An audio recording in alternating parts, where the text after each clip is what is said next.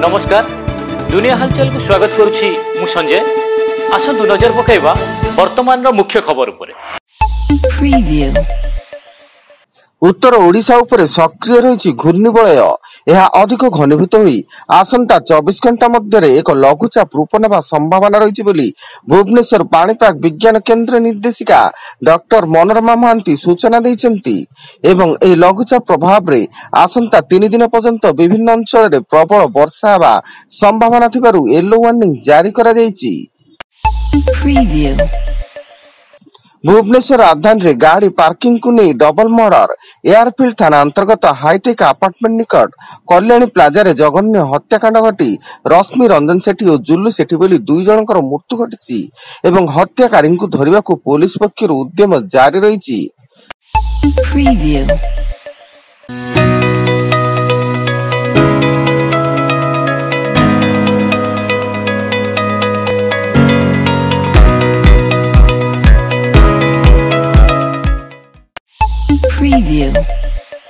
कुस्तीरु सन्यास नेले Vinesh Phogat Paris Olympics रु बाद पड़िया परे से एभली एक बड़ निष्पत्ति नैतिबा सूचना मिलिसी।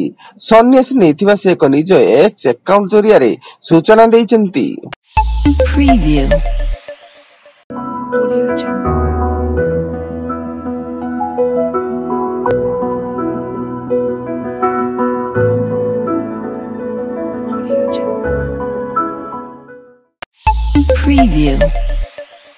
राज्य विभिन्न थानांचल रे चोरी लुट और छिनताई मामला रे पाटना पुलिस 5 लुटेरा को गिरफ्त करने जड़े नाबालक को अटक रखी एवं सेमानंक ठारू नगद 20,000 टंका 3टी बाइक 8टी मोबाइल फोन गोटे चाबी और बाइक डिकी भंगा जंत्र मध्य जबत करिछि। केन्द्रापड़ा जिला मार्सागाई थाना अंतर्गत 53 नंबर जातीय राजपथ हजारी छक निकट तेल टैंकर को धक्का देला यात्रीवाही बस।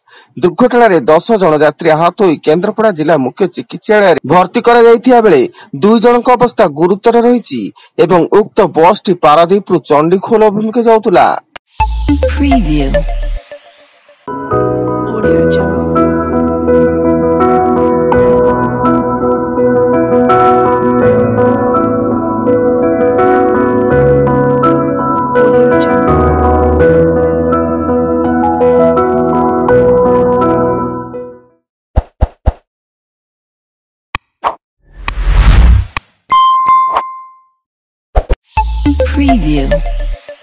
केन्दुझर सदर रेंज पलाशभंगा सेक्शन उपर कुसुमिता ग्राम रे हाथीपल भांगिले घर फल भंगा कांथ तले आई नातुणी चापी हुई केन्दुझर जिला मुख्य चिकित्सालय भर्ती एक 26 टिकिया हाथीपल खाद्य अन्वेषण रे कुसुमिता ग्राम रे प्रवेश करथिले। बांग्लादेश रे हिंसा जोगु जेल भांगी अस्त्र शस्त्र सह फेरार दुर्दांत अपराधी समुद्र पथरे ओडिशा आसिबार आशंका करा जाउची। एथिपाई ओडिशा उपकूल रे थिबा 18टी सामुद्रिक थाना को हाई अलर्ट जारी करिबा सह कूल को आसुथिबा समस्त बोट और टर्नल रे आसुथिबा व्यक्तिक गतिविधि अनुध्यान करिबा को आईन श्रृंखला एडीजी संजय कुमार निर्देश दैछंती।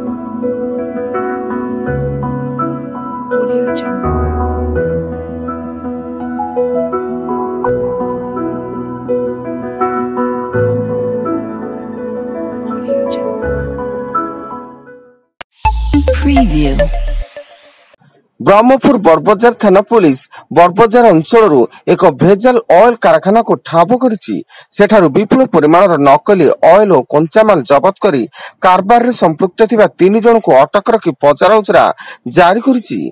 बड़ बजार थाना सम्मुख गलीर एक भड़ा घरे एही कारखाना अनेक दिन रा चालुथिबा पुलिस को खबर मिलिथिला। एवं हिमाचल प्रदेश रे बादल फटा वर्षा जो 14 जनकर मृत्यु घटिया बेले 10 जन निखोज अछंती। स्थानीय सामेज और बागी ब्रिज अंचल रे प्रबल वर्षा रे भासी जिबारु एभଳି अघटन घटिछि एवं उद्धार कार्य रे एनडीआरएफ टीम पक्षरु उद्धार कार्य जारी रहिछि। वर्तमान पाई एतिकी अधिक न्यूज अपडेट्स पाई विजिट करंतु आम वेबसाइट www.duniyahalchal.in। धन्यवाद।